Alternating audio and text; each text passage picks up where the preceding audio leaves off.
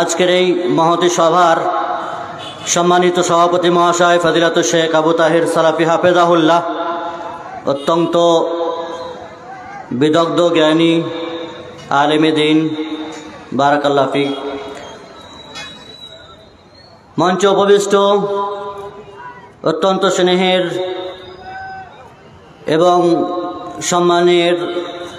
সম্মানিত ওলামায়ে কেরাম, সম্মুখস্থ দিন দরদ ইসলাম দরদি ভাই সকল ও পর্দার অন্তরালে সম্মানিত মা ও বোনেরা, যাবতীয় প্রশংসা স্তব স্তুতি একমাত্র সে মহান স্রষ্টা আল্লাহ রব্বুল ইজ্জাতের জন্যই, আলহামদুলিল্লাহ। অতঃপর মহানবী জনাবে মুহাম্মদুর রাসূলুল্লাহ সাল্লাল্লাহু আলাইহি সাল্লামের উপর সালাত ও সালাম তথা দরুদ নাজিল হোক। আল্লাহুম্মা আমিন। আল্লাহুম্মা সাল্লি আলাইহি, আল্লাহুম্মা বারিক আলাইহি, আল্লাহুম্মা সাল্লি ওয়া সাল্লিম আলা নবিয়িনা মুহাম্মদ ওয়া আলা আলিহি ওয়া সাহবিহি ওয়া সাল্লাম।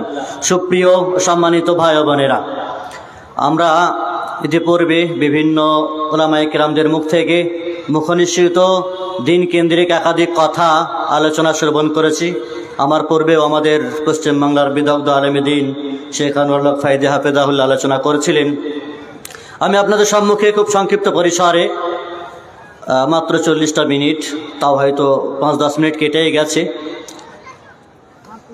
যে বিষয়কে সম্মুখে রেখে আলোচনা করার জন্য আমাকে বলা হয়েছে, সেটি বিশেষ করে মানব জীবনে পাপের খুব প্রভাব।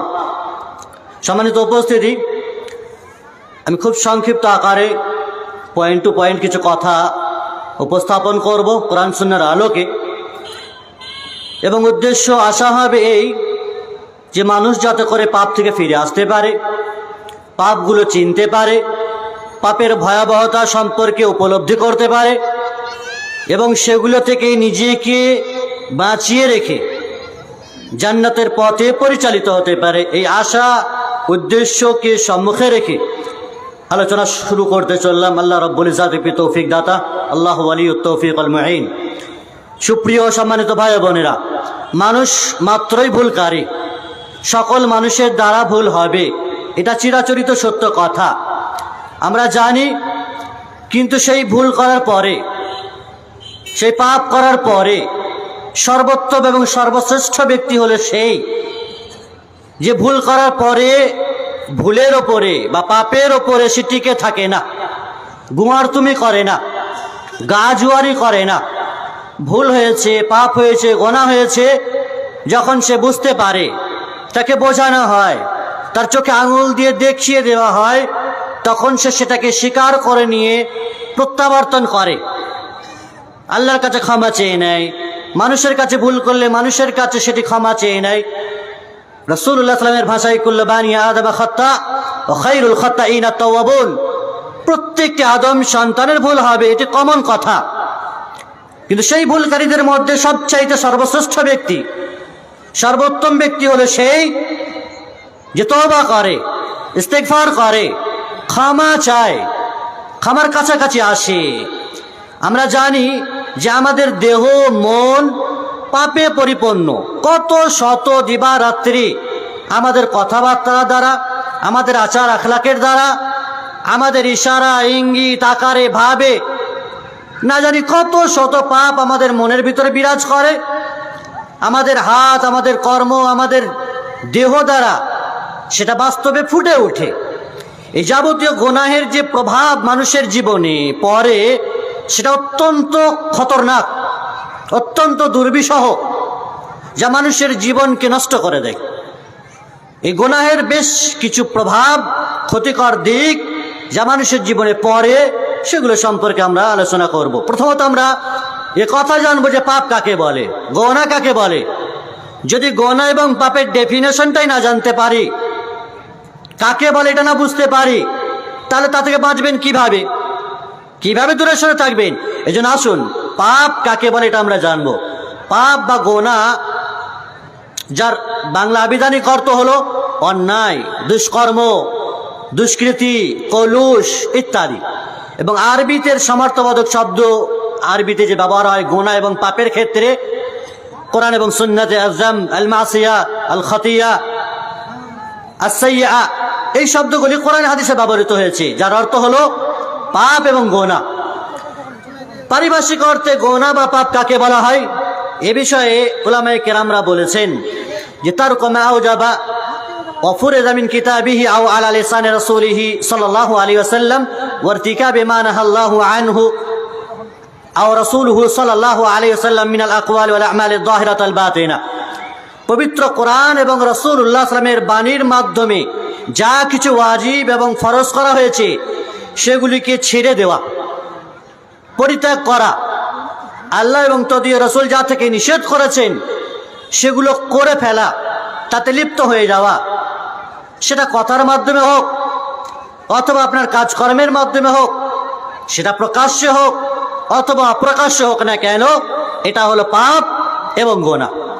শাইখুল ইসলাম ইবনে তাইমিয়া রাহিমাহুল্লাহ গোনার যে ডেফিনেশন সংজ্ঞা বর্ণনা করতে গিয়ে তিনি বলেছেন গোনা হচ্ছে আল মাসিয়া হিয়া মুখালিফাতুল আমরি শারঈ।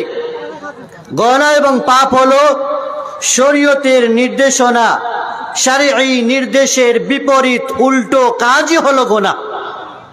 কোরআন সুন্নাহর বিপরীত কোন কর্ম এবং কোন কথা, সেটাই হলো গোনা এবং পাপ।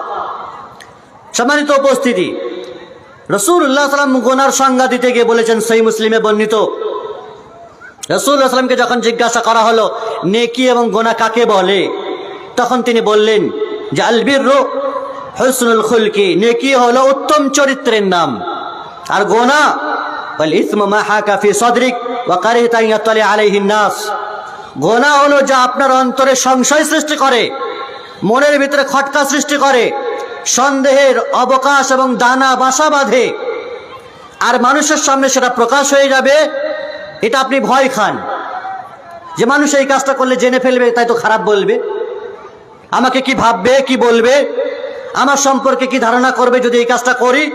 জানবেন যে সেটাই হলো গোনা, সেটাই হলো পাপ। তাহলে যে কাজটা করলে মানুষের মনের ভিতরে সন্দেহের দানা বাঁধে, খটকা সৃষ্টি করে, সন্দেহ এবং সংশয় সৃষ্টি করে যে মানুষের সামনে এটা প্রকাশ পেলে কি হবে, আমার ইজ্জত, আমার মান সম্মান, আমার সম্পর্কে বিরূপ মন্তব্য মানুষ করবে, এটাই হলো গোনা, এটাই হলো পাপ। সম্মানিত উপস্থিতি, পাপের সাধারণত দুটি প্রকার আছে, যেটি কাবিরা এবং সাগিরা নামে আমরা সকলেই জানি মোটামুটি ভাবে। যে গোনা হলো দুই ধরনের, বড় আর ছোট। বড় গোনা কাকে বলা হয়? কাবিরা গোনা বলা হয়, যার ক্ষেত্রে বিশেষ করে দুনিয়াতে শাস্তির কথা বলা হয়েছে। যেমন কেউ যদি কাউকে হত্যা করে তার ক্ষেত্রে শাস্তি আছে, তাকে হত্যা করা হবে। জিনা করলে হত্যার বিষয় আছে, চুরি করলে হাত কাটার বিষয় আছে।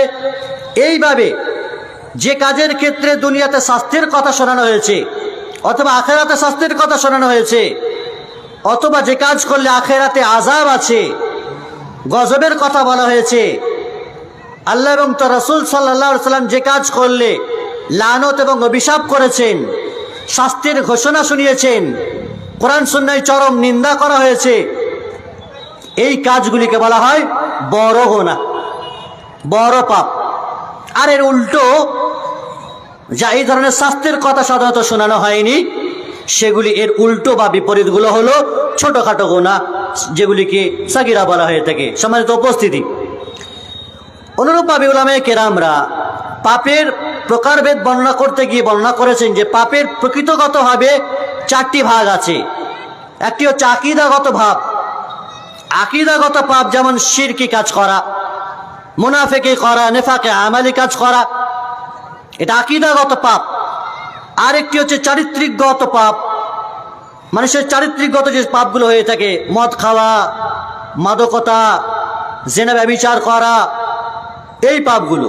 আরেকটি হচ্ছে ইবাদতের ক্ষেত্রে পাপ, নামাজ না পড়লে তার শাস্তি, রোজা না রাখলে তার শাস্তি, যাকাত না দিলে তার শাস্তির কথা আছে। আরেকটি হচ্ছে মুআমালাগত, মুআমালাত, যেটি আমাদের সাধারণত হবে লেনদেন আদান প্রদানের মাধ্যমে হয়ে থাকে, সুদ, ঘুষ, মিথ্যা সাক্ষ্য দেওয়া, এর পাপ। এই চারটি পাপের কথা উলামায়ে কেরামরা তারা বলেছেন। বিশেষ করে ইমাম ইবনুল কাইয়্যিম রাহিমাহুল্লাহ তিনি বর্ণনা করেছেন যে গোনাকে বিশেষ করে সাগায়ের এবং কাবায়ের, বড় এবং ছোটতে বিভক্ত করা হয়, যেটি কোরআন সুন্নাহ সালাফে সালেহিন দ্বারা এটি স্পষ্ট প্রমাণিত। আর অন্যান্য উলামায়ে কেরামরা এই চারটি পাপের কথা বলেছেন। সম্মানিত উপস্থিতি, এই ছিল পাপ কাকে বলে, তার ধরনকরণের বিষয়ে কিভাবে তাকে চিনব, জানব, ছোট গোনা, বড় গোনা এবং পাপের 4টি প্রকার মোটামুটিভাবে সেটি বর্ণনা করা হলো। এবার আমার মূল বিষয় যেটি, সেটি হচ্ছে পাপ মানুষের জীবনে বা মানব জীবনে পাপের কুপ্রভাব। মোটামুটিভাবে খুব সংক্ষিপ্ত পরিসরে 10টি পয়েন্ট আলোচনা করব, এই মনস্থ করেছি। আল্লাহ রাব্বুল ইজ্জত তিনি ভালো জানেন, তিনি তৌফিক দাতা। প্রথম বিষয় যে আমরা মুসলিম বলতে কথা জানি, যেমন বিষ মানুষের শরীরের জন্য ক্ষতিকর। সামান্য একটু বিষ যদি মানুষ পান করে, তাহলে সামান্য বিষের কারণে তার সারা শরীর জ্বালা যন্ত্রণা ধরে যায়, মারা যেতে পারে মানুষটি, যদি তার সময়ে তার ট্রিটমেন্ট চিকিৎসা না করা হয়। ঠিক তেমনি গোনা এবং পাপ মানুষের জীবনের জন্য ক্যান্সার এবং বিষ ক্ষতিকর। ছোট গোনা হতে পারে, সেটা থেকে যদি মানুষ না বাঁচে, না এড়িয়ে চলে, তাহলে এই ছোট ছোট গুনাহগুলো বড় বড় গুনাহতে পরিণত হয়ে যাবে। আরবি কবি বড়ই সুন্দর করে ব্যক্ত করেছেন, খাল্লি দানুবা সাগীরাহা ওয়া কাবীরাহা যাকাত তুকা ওয়াসনা কামাশিন ফাওকা আরদি শাওকি ইয়াহদার মা ইয়ারা লা তাহকিরান্না সাগীরাতান ইন্নাল জিবালা মিনাল হাসা। হে বান্দা, ছোট গুনাহগুলোকে তুচ্ছ মনে করো না, হালকাভাবে নিও না। বড় বড় পাহাড় আর পর্বত যে দেখতে পাচ্ছ, এগুলো ছোট ছোট কাঁকর কঙ্কর দ্বারা পরিণত হয়েছে। ফলে ছোট ছোট পাপ তোমাকে নাস্তানাবুদ করে দিতে পারে। আকাশের ক্ষুদ্র ক্ষুদ্র বৃষ্টি কণা এক এক ফোঁটা করে পড়ে বিরাট বন্যা আর বিরাট সাইলাব দেখা দিতে পারে, যা তোমার জীবন নাশ করার জন্য যথেষ্ট। ফলে ছোট ছোট পাপ হোক, গোনা, এগুলি মানুষের জীবনের জন্য অত্যন্ত ক্ষতিকর। চাই সেটা ছোট হোক অথবা বড় হোক, আমাকে বাঁচতেই হবে, তা থেকে বিরত থাকতেই হবে। আমরা জানি দুনিয়া এবং আখেরাতে যত প্রকারের কল্যাণ আছে অথবা ব্যাধি আছে, তার মূলে কিন্তু এই গোনা এবং পাপাচার রয়েছে। আমরা জানি পৃথিবীতে, আজকের পৃথিবীতে, গোটা বিশ্বে, সকল সমাজে, সোসাইটিতে পাপ আজ কিলবিল করছে। অহরহ চলতে ফিরতে না জানি কত শত কথাবার্তা, কাজকর্ম, পাপের নদীতে হাবুডুবু খাচ্ছি, পাপ এবং গোনার দোলনায় আমরা দোল খাচ্ছি। কিন্তু তা থেকে বেঁচে থাকার মতো মন্ত্রতন্ত্র বা নিয়ম নীতির ধারে কাছেও আমরা ঘেঁষতে চাই না। মনে রাখবেন, খুব মন দিয়ে শ্রবণ করবেন, এই পাপের কারণেই, গোনার কারণেই, আল্লাহ রাব্বুল ইজ্জতের বিধানের তথা কথার অমান্যতার কারণেই আদম আলাইহিস সালাম এবং হাওয়াকে জান্নাত থেকে বহিষ্কৃত হতে হয়েছিল। কিসের কারণে? আল্লাহ রাব্বুল ইজ্জতের বিধানের অমান্য করার কারণে, গোনার কারণে। অনুরূপভাবে এই পাপের কারণে, গোনার কারণে ইবলিস যে জিন ছিল, ফেরেশতাদের মধ্যে থাকতো, বড় ইবাদত গুজার ছিল, সেও শয়তানে পরিণত হয়েছে। কিসের জন্য? এই পাপ এবং গোনার জন্য। তাহলে একজন ইবাদত গুজার মানুষ শয়তানে পরিণত হওয়ার মূলে, তার পিছনে কারণ হচ্ছে গোনা এবং পাপ। শুধু তাই নয়, নূহ আলাইহিস সালামের যুগে যে বিশ্বব্যাপী মহাপ্লাবন দেখা দিয়েছিল, কিসের কারণে? যাতে সকল মানুষের সলিল সমাধি ঘটেছিল। নূহ আলাইহিস সালামের সন্তান স্ত্রীরাও ডুবে মারা গিয়েছিল, বাঁচাতে পারেনি তাদের পাপ তাদেরকে। শুধু তাই নয়, হুদ আলাইহিস সালামের যুগে ধ্বংসাত্মক বায়ু প্রবাহিত হয়ে সকলে মারা গিয়েছিল। শুধু কি তাই, সালেহ আলাইহিস সালামের যুগে ভয়ঙ্কর চিৎকার শুনে সকলকে আল্লাহ রাব্বুল ইজ্জত ধ্বংস করেছিলেন। শুধু এই নয়, লূত আলাইহিস সালামের কওমকে আল্লাহ রাব্বুল ইজ্জত তাদের পাপের কারণে, গোনার কারণে তাদের বস্তি, তাদের কওম এবং কমিউনিটি, জাতিকে তুলে উল্টিয়ে দিয়েছিলেন, ধ্বংসলীলায় পরিণত করেছিলেন। সম্মানিত উপস্থিতি, আমরা জানি শুধু এই নয়, সোহাইব আলাইহিস সালামের যুগে আকাশ থেকে আগুন এসে সকলকেই ধ্বংস করেছিল। পাপের কারণে ফেরাউন লোহিত সাগরে ডুবে হাবুডুবু খেয়ে মারা গিয়েছিল। পাপের কারণে কারুন মারা গেছে। পাপের কারণে নমরুদ ধ্বংস হয়ে গেছে। তাহলে পৃথিবীতে তাবর তাবর শাসক, বাদশাহ এবং অসংখ্য নবীদের উম্মত, জাতি, কমিউনিটি, তারাও এই গোনা এবং পাপের কারণে ধ্বংসের শিকার হয়েছে। দুনিয়া থেকে তারা নাস্তানাবুদ হয়ে গেছে। বাঁচাতে পারেনি তাদেরকে, রক্ষা করতে পারেনি তাদের ক্ষমতা, তাদের সম্পদ, তাদের সম্পত্তি, তাদের প্রপার্টি, তাদের অস্তিত্ব বাঁচাতে পারেনি।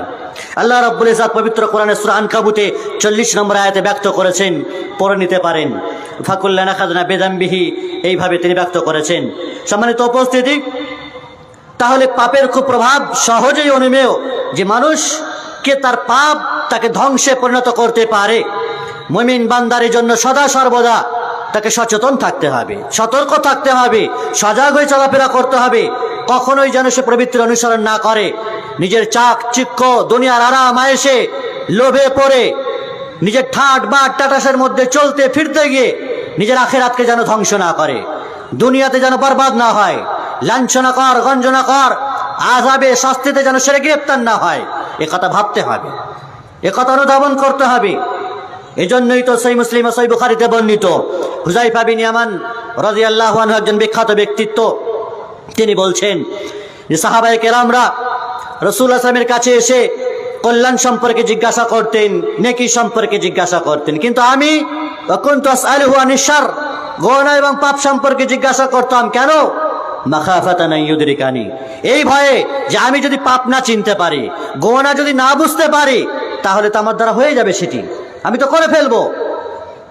তাহলে আগে আমাকে গুনাহকে চিনতে হবে, পাপকে বুঝতে হবে, তারপরে নেকির বিষয়গুলো আসবে। এই জন্য সকল সাহাবায়ে কেরামরা নেকি সম্পর্কে প্রশ্ন করলেও আমি কিন্তু নেকি সম্পর্কে প্রশ্ন করতাম না, গুনাহ সম্পর্কে প্রশ্ন করতাম।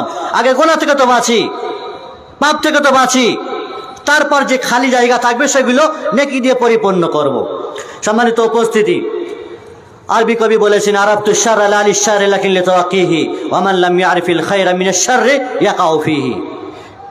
আমি মন্দকে চিনব মন্দ থেকে বেঁচে থাকার জন্য, মন্দ কাজকর্ম করার জন্য নয়। মদকে চিনতে হলে কি মদ পান করে দেখতে হবে? বিড়ি সিগারেট আর নেশাজাত দ্রব্য যা আছে 776 মুসাফির রজনীগন্ধা কি কি আছে, এগুলোর অপকারিতা জানতে হলে কি এগুলো খেয়ে টেস্ট করে দেখতে হবে? আমি মন্দ কাজকর্ম থেকে বাঁচবো, মন্দকে চিনবে জন্য, যে মন্দ থেকে বাঁচার জন্য, সেটি করার জন্য নয়। যে ব্যক্তি ভালো এবং মন্দের পার্থক্য করতে পারে না, সে মন্দ কাজকর্মই করবে, তার দ্বারা মন্দটাই হবে, এটা স্বাভাবিক, এটা কমন ব্যাপার। ভালো মন্দের ডিফারেন্স আর পার্থক্য আপনাকে চিনতেই হবে। কোনটা কাঁটা আর কোনটা তুলো নরম চিনবেন না, কোনটা বিশুদ্ধ পানি কোনটা মদ, এই পার্থক্য মানুষ করতে পারে না। এই সেন্স আর এই বোধ ক্ষমতা, এই বোধ শক্তি, এই ব্রেন মগজ মস্তিষ্ককে আল্লাহ দেয়নি, সকল মানুষকে দিয়েছে। ভালো মন্দের পার্থক্য করার মতন সেন্স আল্লাহ রাব্বুল ইজ্জাত দিয়েছেন। কিন্তু মানুষ যদি সেটি নিজেকে অবুঝ হয়ে বা জানার পরেও সেই কাজে লিপ্ত থাকে, সেটি ভিন্ন কথা। সম্মানিত উপস্থিতি, রাসূলুল্লাহ সাল্লাল্লাহু আলাইহি ওয়াসাল্লাম মুসনাদ আহমদের হাদিস, তিনি বলছেন ইযা সাররাতকা হাসানাতুকা ওয়া ইযা সাআতকা সাইয়্যাতুকা ফা আনতা মুমিন। তুমি মুমিন কি করে চিনবে, কি করে জানবে যে তুমি মুমিন? মুমিন চিনার মাপকাঠি কি, মানদণ্ড কি? যখন কোনো নেকির কাজ করে তোমাকে খুশি দেবে, নেকির কাজ করে মনে তৃপ্তি পাবে, আত্মতৃপ্তি হলে, যে নামাজ পড়লাম জানটা মনে হলো, নেকির কাজ করলাম সুস্থ হলাম, মনে মনে উৎফুল্ল আনন্দ পেলাম। আর গুনার কাজ করে তোমাকে কষ্ট দেবে, ব্যথা দেবে, মনে শান্তিতে থাকতে পারবে না, মনে স্বস্তি আসবে না, তাই তো এই পাপ হয়ে গেল, এই গুনাহ হয়ে গেল।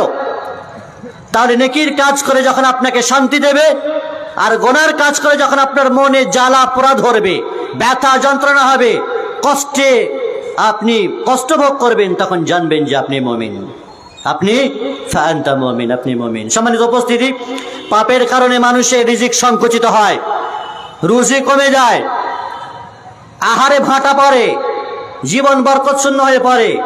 আল্লাহ রাব্বুল ইজ্জাত রিজিককে কেড়ে নেন, তুলে নেন, ভালো কাজকর্ম তুমি পাও না, হালাল রুজি রোজগার করার মতন তৌফিক আল্লাহর পক্ষ থেকে হয় না। হালালের মধ্যে জীবন যাপন করো তুমি, কেন? এর মূলে হচ্ছে তুমি গুনাহ আর পাপের মধ্যে ডুবে আছো, ফলে হালাল রুজি খাওয়ার মতন তৌফিক তোমার জীবনে হবে না। এই বিষয়ে সুনান ইবনে মাজাতে বর্ণিত, রাসূলুল্লাহ সাল্লাল্লাহু আলাইহি ওয়াসাল্লাম তিনি বলছেন লা ইয়াজিদু ফিল উমরি ইল্লা আল বির ওয়া লা ইয়ারুদ্দুল কদর ইল্লা দুআ ওয়া ইন্নার রাজুলা লা ইয়াহরুমুর রিজকা বিয-যামবি ইউসিবু। মানুষের যে আয়ু এবং তার বয়স যে বৃদ্ধি পায়, সেটি ভালো কাজ করলে, সৎকর্ম করলে তার আয়ু বৃদ্ধি পায়। আর মানুষের তকদির পরিবর্তন করতে পারে না দোয়া ছাড়া, দোয়া করলে তকদির পরিবর্তন হয়। আর মানুষের গুনার কারণে তার রুজি সংকুচিত হয়। যদিও এই হাদিসটির শেষ অংশটুকু নিয়ে অনেকেই জয়ীফ বলেছেন, তথাপিও কোরআন সুন্নাহ দ্বারা এটি স্পষ্ট যে মানুষের গুনার কারণে আল্লাহ রাব্বুল ইজ্জত তার রিজিককে ছিনিয়ে নেন, তার রিজিককে সংকুচিত করে দেন। দারিদ্রতা, দুর্ভিক্ষ, অনাহার তার বাড়িতে, তার ঘাড়ে চেপে বসে, ফকির মিসকিনের পর্যায়ে পৌঁছে যায়, ত্রাহি ত্রাহি করে, কিন্তু সুস্থ শান্তি রিজিক, হালাল রিজিক তার কপালে জোটে না। আল্লাহ রাব্বুল ইজ্জত পবিত্র কোরআনে বলেছেন, ওয়ালাউ আন্নাহুম আকামুত তাওরাত ওয়াল ইনজিলা ওয়া মা উনজিলা ইলাইহিম মির রাব্বিহিম লাআকালু মিন ফাওকিহিম ওয়া মিন তাহতি আরজুলিহিম। যদি তারা তাওরাতের বিধানকে কার্যকর করত, ইনজিলের বিধানকে মানত, আর তাদের রবের পক্ষ থেকে যা কিছু দেওয়া হয়েছে সেগুলি তারা মানত, তাহলে তাদের ওপর থেকে এবং তাদের পায়ের তলা থেকে রুজি আল্লাহ রাব্বুল ইজ্জত তাদেরকে দান করতেন। অর্থাৎ আসমান থেকে আর জমিন থেকে রুজি তাদেরকে আল্লাহ রাব্বুল ইজ্জত দিতেন। এমন আল্লাহ রাব্বুল ইজ্জত আরো বলেছেন সূরা আরাফে, ওয়ালাউ আন্না আহলাল কুরআ আমানু ওয়াত্তাকাউ লাফাতাহনা আলাইহিম বারাকাতিম মিনাস সামাই ওয়াল আরদ। যদি সেই সমস্ত জনপদ, গোষ্ঠী, মানুষেরা আল্লাহকে ভয় করত, ঈমান আনত, আল্লাহর ভয় থাকতো, তাহলে তাদের জন্য আসমানের দরজা উন্মুক্ত করে দিতাম, বরকতের দরজা খুলে দিতাম, তাদের জমিনের তলা থেকে এবং আকাশের ওপর থেকে তাদের উপরে রুজি বর্ষণ হতো। সম্মানিত উপস্থিতি, প্রখ্যাত সাহাবী আলী রাদিয়াল্লাহু তাআলা আনহুর দিকে সম্পৃক্ত করে একটি কথা বলা হয়ে থাকে। তিনি বলেছেন, ইযা কুনতা ফি নি'মাতিন ফারিহা ফা ইন্নাল মাআসি তুজিলুন নি'আম। যখন কোনো নিয়ামত তুমি পেয়েছো, ভালো সুস্থ হালাতে চলছো, তো তখন তুমি সেই নিয়ামতের কদর করবে, ভালোভাবে রুজি আসছে সেই রুজির কদর করবে। বেশি ফাঁট দেখাতে গিয়ে এখান সেখানে টাকা পয়সা নষ্ট করে দিও না, বেশি টাটাস দেখাতে গিয়ে টাকা পয়সাকে নষ্ট করে দিও না। ফাইনাল মাআসি তুজিলুন নি'আম, কারণ তোমার এই অহংকার, তোমার এই গর্ব, তোমার এই দিন বিরোধী কাজকর্ম, তোমার এই পাপ যে আল্লাহর নিয়ামতগুলোকে ধ্বংস করে দেবে। সম্মানিত উপস্থিতি, আনাস ইবনে মালিক রাদিয়াল্লাহু তাআলা তিনি বলছেন, সহিহ বুখারী ও সহিহ মুসলিমে বর্ণিত, মান সাররাহু আন ইউবসাত লাহু ফি রিজকি আও ইউনসা লাহু ফি আথারি ফালিয়াসিল রাহমা। যদি কোনো ব্যক্তি চায় যে তার রিজিক বাড়ুক, তার রুজি বৃদ্ধি হোক, রুজি রোজগারে বরকত আসুক, অথবা তার হায়াত বৃদ্ধি হোক, আয়ু বেড়ে যাক, তাহলে সে যেন আত্মীয়তা বন্ধন বজায় রাখে। ফালিয়াসিল রাহমা, আত্মীয়তা বন্ধন বজায় রাখে, পিতামাতার সহিত, কাকা চাচা আর পার্শ্ববর্তী প্রতিবেশীর সহিত ভালো ব্যবহার করে, মার কাটারি যেন না করে, একে অপরের সাথে হিন্দু মুসলিমের মতো সম্পর্ক যেন না করে। আত্মীয়তার সাথে সম্পর্ক বজায় রাখলে রুজিতে বরকত আসবে। বলেন তো কয়জন মানুষ প্রতিবেশীর সাথে তার ব্যবহার ভালো? কখনো রান্নার ধোঁয়া নিয়ে, কখনো এই নিয়ে তাই নিয়ে কে না কার উপরে লানত আর অভিশাপ আর গজব নাজেল করছে। কোর্ট কাচারি কেস মোকদ্দমা সব প্রতিবেশীর সাথে। এইভাবে যদি চলে তো রুজি আসবে, বরকত থাকবে। সহিহ বুখারী সহিহ মুসলিমের হাদিস অনুযায়ী আপনি আত্মীয়তা বন্ধন বজায় রাখলে আপনার জিন্দগিতে রুজির বরকত আসবে। সম্মানিত উপস্থিতি, অনুরূপভাবে গুনার কারণে, পাপের কারণে জ্ঞানের আলো থেকে মানুষ বঞ্চিত হয়। কোরআন সুন্নাহর দ্বীনের বিষয়ের জ্ঞান চর্চার বিষয় থেকে সে মাহরুম হয়ে যায়, আল্লাহ তাকে মাহরুম করে দেন। জ্ঞানের আলো থেকে সে মাহরুম হয়ে যায়। ইমাম ইবনুল কাইয়্যিম রাহিমাহুল্লাহ তিনি বলছেন যে ইমাম মালিক রাহিমাহুল্লাহ যাকে মদিনার আলেম বলা হতো, ইমাম শাফি রাহিমাহুল্লাহ তিনি বিদগ্ধ মানুষ ছিলেন, চরম জ্ঞানী মানুষ ছিলেন, আর তার স্মৃতিশক্তি অত্যন্ত প্রখর ছিল। তো ইমাম শাফি রাহিমাহুল্লাহ স্মৃতিশক্তি প্রখর দেখে, মজবুত দেখে ইমাম মালিক রাহিমাহুল্লাহ তাকে বলছেন, উপদেশ দিচ্ছেন যে ইন্নী আরা আন্নাল্লাহ ক্বাদ আলকা আলা কলবিকা নূরা ফালা তুতফিহু বিযুলমাতিল মাসিয়া। হে ইমাম শাফি শোনো, আমি দেখতে পাচ্ছি যে আল্লাহ রাব্বুল ইজ্জত আপনার অন্তরে নূর দান করেছেন, আল্লাহ তাআলা আপনাকে জ্ঞানের আলো দান করেছেন। ফলে এই জ্ঞানের আলোকে গুনাহের মাধ্যমে তুমি নিভিয়ে দিও না। পাপ এবং গুনাহ করার কারণে যে জ্ঞান আল্লাহ দান করেছেন সেইটাকে মুছে দিয়েন না, নিভিয়ে দিয়েন না। তার মানে বোঝা গেল গুনার কারণে, পাপের কারণে আল্লাহ রাব্বুল ইজ্জত যে ইলম দান করেছেন সেটি উড়ে চলে যায়। সম্মানিত উপস্থিতি, আল্লাহ তাআলা পবিত্র কোরআনে সুন্দরভাবে বলেছেন, ওয়াতলু আলাইহিম নাবা আল্লাযী আতাইনাহু আয়াতিনা ফানসালাকা মিনহু ফাতবাহু শাইতানু ফাকানা মিনাল গাবিন। যে শয়তানের কিছু কথা বলতে গিয়ে এখানে বলেছেন যে মানুষ যারা বিশেষ করে তাদেরকে যে নির্দেশনা দিয়েছিলাম আমি, সেগুলোকে যখন সে এড়িয়ে যায় আর শয়তান তাকে অনুসরণ করে ফেলে, শয়তানের অনুসরণ করে ফেলে, তখন সে পথভ্রষ্টদের শামিল হয়ে যায়। যখন নিয়ামত ছেড়ে আল্লাহর বিধিবিধান ছেড়ে যখন শয়তানের অনুকরণ করে ফেলে, তখন তার ইলিম, তার জ্ঞান যা আল্লাহ তাআলা দিয়েছিলেন, যা তৌফিক দিয়েছিলেন, সেগুলো উধাও হয়ে যায়। অনুরূপভাবে পাপ মানুষের হৃদয়কে, অন্তরকে মেরে ফেলে। মানুষের যে অন্তর আছে, সুস্থ অন্তর, কলবে সালিম যেটাকে বলা হয়, আল্লাহ রাব্বুল ইজ্জত যে অন্তর দান করেছেন, সে অন্তরকে মানুষ মেরে ফেলে গুনাহের মাধ্যমে। ইমাম ইবনুল মুবারক রাহিমাহুল্লাহ তিনি বলছেন, রাআইতুদ দুনুবা তুমিতুল কুলুব ওয়া কাদ ইউআররিসুদ দিল্লা ইদমানুহা। আমি দেখেছি যে পাপ মানুষের অন্তরকে মেরে ফেলে এবং পাপে লিপ্ত থাকা মানুষ অপমান কুড়িয়ে আনে, মানুষের কাছে অপমানিত হয়, লজ্জিত হয়, অপমানিত হয়, আর মানুষের এই অন্তরটা নষ্ট হয়ে যায়। আল্লাহ রাব্বুল, বিশেষ করে রাসূলুল্লাহ সাল্লাল্লাহু আলাইহি ওয়াসাল্লাম সহিহ মুসলিমের হাদিস অনুযায়ী তিনি বলেছেন যে তুরাদুল ফিতানু আলাল কুলুবি কাল হাসির উদান উদান। ফিতনা মানুষের অন্তরে চাটাই বুনানোর মতো নাজেল হতে থাকে, পেশ হতে থাকে। অন্যত্র হাদিসে বলেছেন যে ফিতনা মানুষের বাড়িতে নাজেল হতে থাকে, ফি খিলালে বুয়ুতিকুম, আকাশের বৃষ্টির মতো, চাটাই বুনানোর মতো ফিতনা মানুষের মাঝে নাজেল হতে থাকে। আর সেই ফিতনাগুলো মানুষের অন্তরে গেঁথে যায়, আর গেঁথে গিয়ে এক একটি করে কালো দাগ পড়ে যায়। যে অন্তর সেই কালো দাগটিকে প্রত্যাখ্যান করে, দূরে সরিয়ে দেয়, তার অন্তরটা উজ্জ্বল থাকে, আলোকময় থাকে।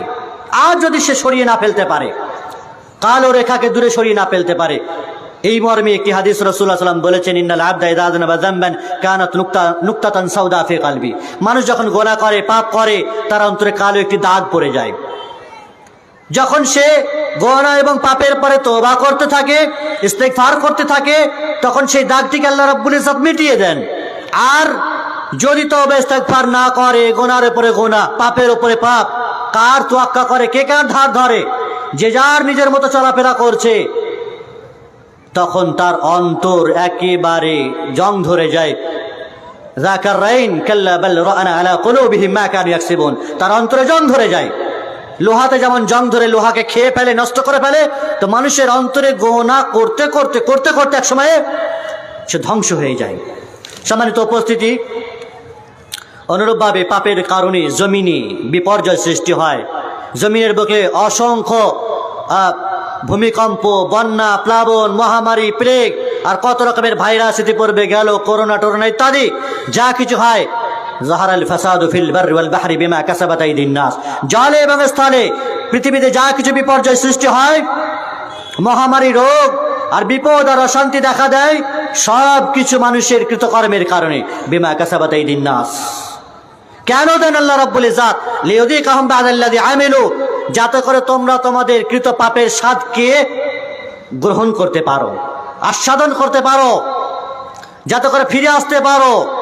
এই কারণে আল্লাহ রাব্বুল ইজ্জত তোমাদের পাপের কারণে জমিনে বিভিন্ন রকমের মুসিবত, বিপদ আপদ তোমাদের মাঝে দিয়ে থাকেন। সম্মানিত উপস্থিতি, সুনান ইবনে মাজাতে বর্ণিত হাদিসটি লম্বা চওড়া।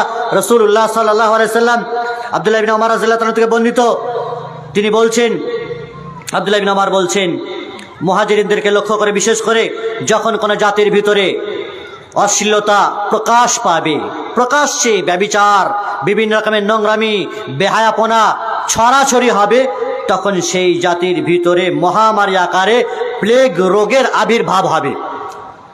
তারপরে যখন কোনো জাতি ওজনে এবং ওজনে কারচুপি করবে, পরিমাপে কারচুপি করবে, কম বেশি করবে, ঠিকঠাকভাবে ওজন করবে না, মারবে মানুষকে, তখন সেই জাতির বিষয়ে দুর্ভিক্ষ নেমে আসবে, কঠিন বিপদ মুসিবত নেমে আসবে। যখন কোনো জাতি তারা যাকাত দেওয়া বন্ধ করে দেবে, আল্লাহ রাব্বুল ইজ্জতের পক্ষ থেকে আসমানের বৃষ্টি বন্ধ হয়ে যাবে।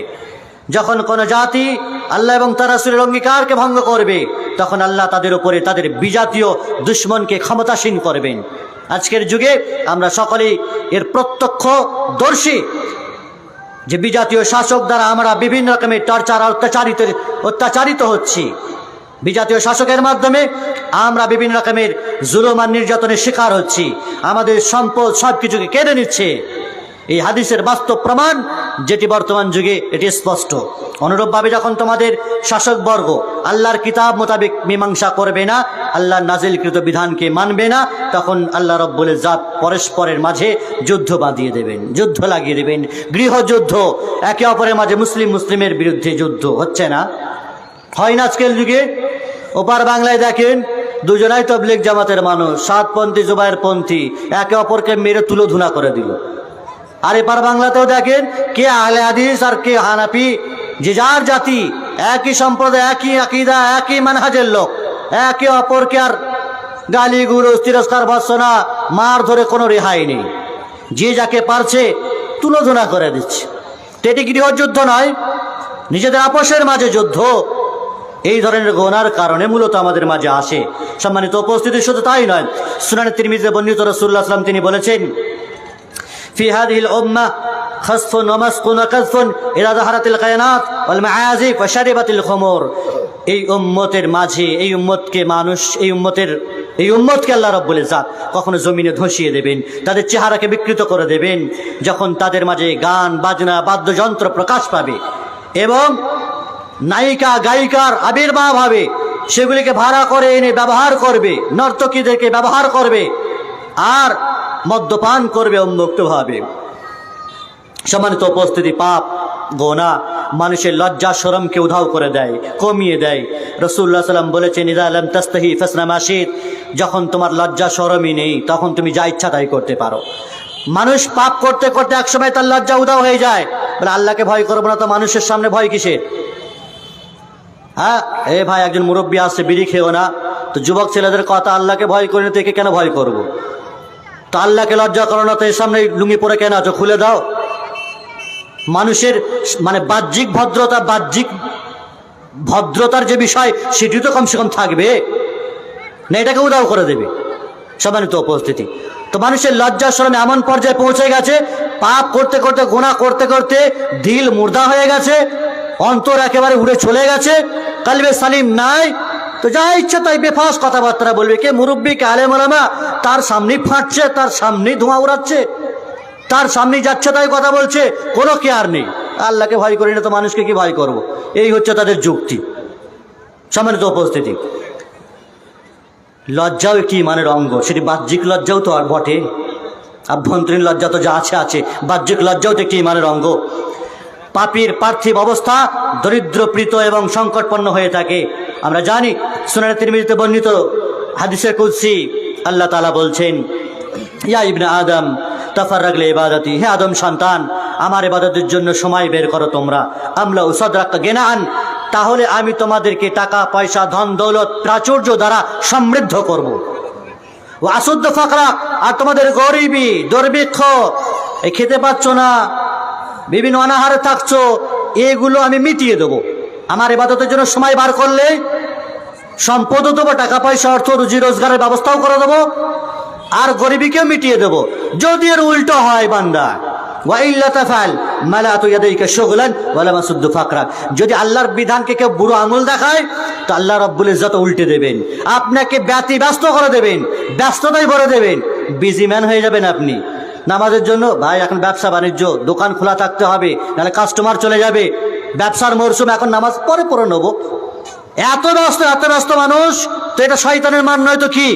এটা আল্লাহর পক্ষ থেকে গজব না আযাব না, এটা রহমত মনে করেন। যে রুজি রোজগার, যে ব্যবসা বাণিজ্য আপনাকে নামাজ থেকে গাফিল করে দেয়, দ্বীন ইসলামের বিধি বিধান থেকে গাফিল করে দেয়, রোজা রাখতে পারেন না, ধান কাটা গাড়ি আমাদের দেশের মানুষেরা চালায় রোজা রাখা অবস্থায়, তো কি রোজা রাখবে? চরম কষ্ট, সব খেয়ে উড়িয়ে দেয়। এত কষ্ট কি করে রোজা রাখবো? তাহলে ফরজ ইবাদত থেকে আপনার ব্যবসা বাণিজ্য, আপনার রুজি রোজগারের কাজকর্মগুলো যদি আপনার ফরজ ইবাদত থেকে আপনাকে দূরে সরিয়ে রাখে, তো সেই সমস্ত রুজি রোজগারের পথগুলো মনে করছেন আপনার জন্য রহমত, ওগুলো তো গজব। আল্লাহ বলছেন ব্যস্ততাই ভরে দেবো, আর গরিবী তোমার যাবে না, মানে ফকিরি কোনোদিন তোমার যাবে না, তোমার আশা আকাঙ্ক্ষা কোনোদিন মিটবে না, আশা পূরণ হবে না। যতক্ষণ না কবরে না যাচ্ছে মানুষ, তার আশার স্বপ্ন পূরণ হতে পারে। মানুষের আশা আকাঙ্ক্ষা কোনোদিন পূরণ হবে না যতক্ষণ না সে কবরে না যাচ্ছে। সম্মানিত উপস্থিতি, অনুরূপভাবে পাপীদের জীবন নিরাপত্তাহীন হয়ে পড়ে। যারা পাপ করে আল্লাহ রাব্বুল ইজ্জত নিরাপত্তা তুলে নেন, নিরাপত্তা তুলে নেন। রাসূলুল্লাহ সাল্লাল্লাহু আলাইহি ওয়াসাল্লাম তিনি বলছেন, সুনান ইবনে মাজাহ বর্ণিত, মান সাল্লা সুবহা ফাহুয়া ফি যিম্মাতিল্লাহ ফালা তাগফিরুল্লাহ ফি আহদি ফামান কাতালাহু তালাবাহু আল্লাহু হাত্তা ইয়াকতুবা ফিন নারি আলা ওয়াজহিহি। যদি কোনো ব্যক্তি ফজরের নামাজ জামাতের সহকারে পড়ে, তাহলে আল্লাহ রাব্বুল ইজ্জতের জিম্মায় নিরাপত্তায় সে থাকে। আর তোমরা এই নিরাপত্তা, আল্লাহর এই অঙ্গীকার, এই আহাদ কি নষ্ট করে দিও না, না হলে আল্লাহ রাব্বুল ইজ্জত উল্টোমুখী করে তোমাদেরকে জাহান্নামে ফেলবেন। তার মানে বোঝা যাচ্ছে যে আল্লাহ রাব্বুল ইজ্জতের বিধিবিধান থেকে যদি কেউ এড়িয়ে চলে, নামাজ থেকে এড়িয়ে চলে, আল্লাহ রাব্বুল ইজ্জত নিরাপত্তা তুলে নেবেন, তার নিরাপত্তার মাঝে আপনি থাকতে পারবেন না। 5 মিনিট আছে। সম্মানিত উপস্থিতি, অনুরূপভাবে পাপী ব্যক্তি আল্লাহ রাব্বুল ইজ্জত এবং ফেরেশতা মণ্ডলী আর মানুষের কাছে ঘৃণার পাত্র হয় যখন কোনো মানুষ পাপ করে, গুনাহ করে। এ বিষয়ে হাদিস রাসূলুল্লাহ সাল্লাল্লাহু আলাইহি ওয়াসাল্লাম তিনি বলছেন, সহিহ মুসলিমে বর্ণিত, আল্লাহ রাব্বুল ইজ্জত যখন কোনো বান্দাকে ভালোবাসেন তখন জিবরিলকে ডেকে বলেন যে ইন্নী উহিব্বু ফুলানান ফাহিব্বা, হে জিবরিল, পৃথিবীর অমুক বান্দাকে আমি ভালোবাসি, তুমিও ভালোবাসো। জিবরিল ভালোবাসেন। আর সকল আসমানবাসীদেরকে ডেকে বলেন যে আল্লাহ অমুক ব্যক্তিকে ভালোবাসেন, তোমরা ভালোবাসো। সকল আসমানবাসীরা তাকে ভালোবাসতে লাগে, জমিনবাসীরা তাকে ভালোবাসতে লাগে, জমিনে তার সমাদৃত হয়, সকলের কাছে সে ভালো মানুষ হয়ে দাঁড়ায়। আর যে ব্যক্তি গুনাহ পাপ করে, আল্লাহ রাব্বুল ইজ্জত যখন তাকে ভালোবাসেন না, তার প্রতি রাগান্বিত হন, তখন জিবরিলকে আবার ডেকে বলেন অমুক বান্দাকে আমি ভালোবাসি না, তার প্রতি আমি ক্ষুব্ধ, তার প্রতি আমি রাগান্বিত, তুমিও ক্ষুব্ধ হও তার প্রতি। আর জমিনবাসীকে ডেকে বলো, আসমানবাসীকে ডেকে বলো, তারাও যেন তার প্রতি নারাজ হয়, ক্ষুব্ধ হয়। ফলে জমিনবাসীরা তার প্রতি ক্ষুব্ধ হয়, কেউ তাকে ভালোবাসে না। তাহলে যে ব্যক্তি গুনাহ করে না, নেকির কাজ করে, সে আল্লাহর কাছে ভালো, ফেরেশতা মণ্ডলীর কাছে ভালো, আসমানবাসীর কাছে ভালো, জমিনবাসীর কাছেও ভালো হয়, তার সম্মান হয়, ইজ্জত করে মানুষ। আর যে গুনাহ করে, পাপ করে, আল্লাহর কাছেও ভালো নয়, ফেরেশতাদের কাছেও ভালো নয়, আর আসমানবাসী জমিনবাসী কারোর কাছে সে ভালো হয় না, সবার কাছে সে লাত খায়, ইজ্জতের মানে ধোঁয়া উড়ে চলে যায় তার কাছ থেকে। সম্মানিত উপস্থিতি, অনুরূপভাবে যায়েদ ইবনে আসলাম তিনি বলছেন, মানিত্তাকাল্লাহ হাব্বাহুন নাস ওয়া ইন কারহু, যে ব্যক্তি আল্লাহকে ভয় করে, মানুষ তাকে গোপনে ভালোবাসে, যদিও প্রকাশ্যে মানুষকে অপছন্দ করে। অসংখ্য মানুষ আছে প্রকাশ্যে তার নিন্দা করে, কিন্তু গোপনে জানে না সত্যিকার অর্থে বান্দাটা ভালো, নেক কাজ করে, মানুষের জন্য তার মনে একটি জায়গা আছে ভালোবাসার। সম্মানিত উপস্থিতি, পাপ আল্লাহ এবং তার বান্দার মাঝে দূরত্ব সৃষ্টি করে দেয়।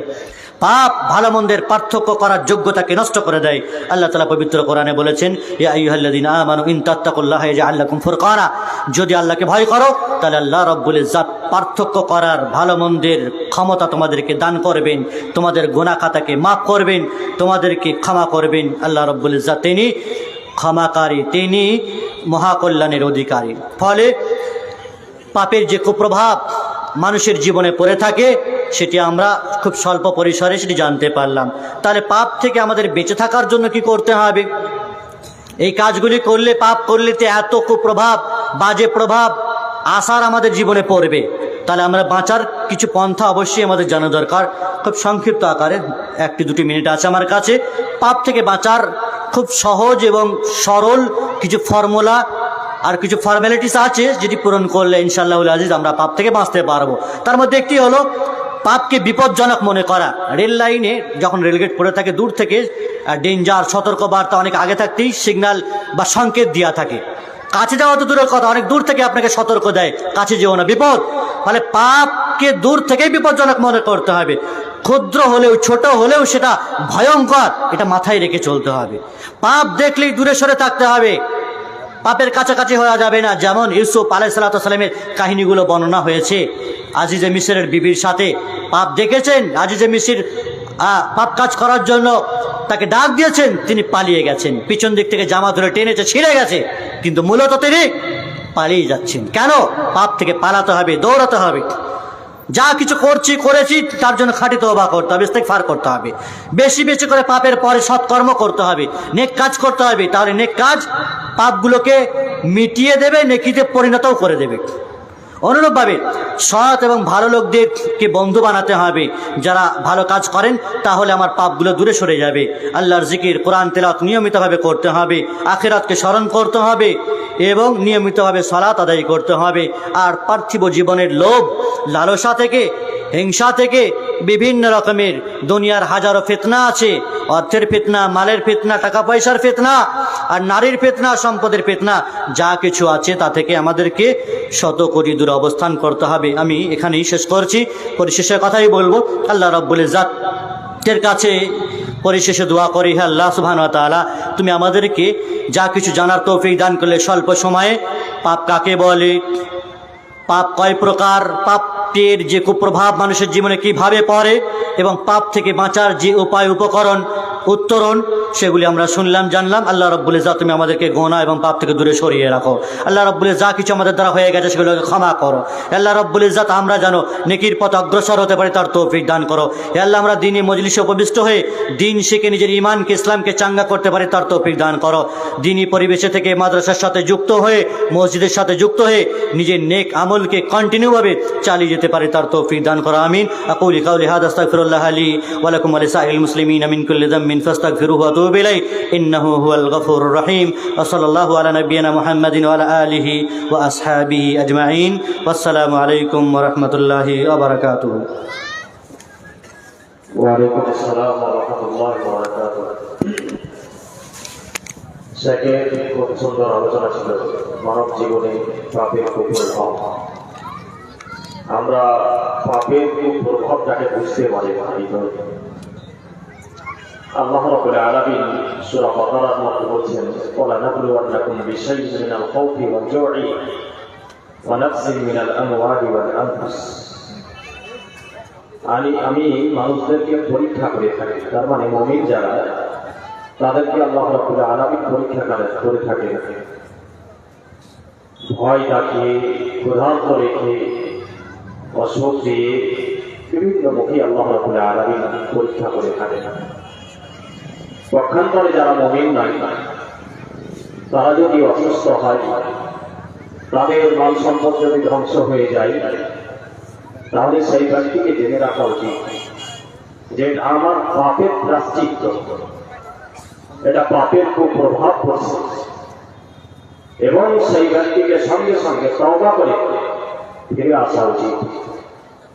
যাই হোক, শেখের আলোচনা খুব সুন্দর লাগলো। আমরা লাস্ট বক্তা আমার সম্মানিত শেখ আব্দুর রহমান আল আদিল হাফিজাহুল্লাহ, তিনি আপনাদের সম্মুখে আসবেন এবং তিনারও বিষয়, মূল্যবান বিষয় রয়েছে, বিশেষভাবে মা ও বোনদের জন্য, যে ইসলামী পর্দার বিধান, ইসলামী পর্দার বিধান, এই নিয়ে শেখ আলোচনা করবেন। আমরা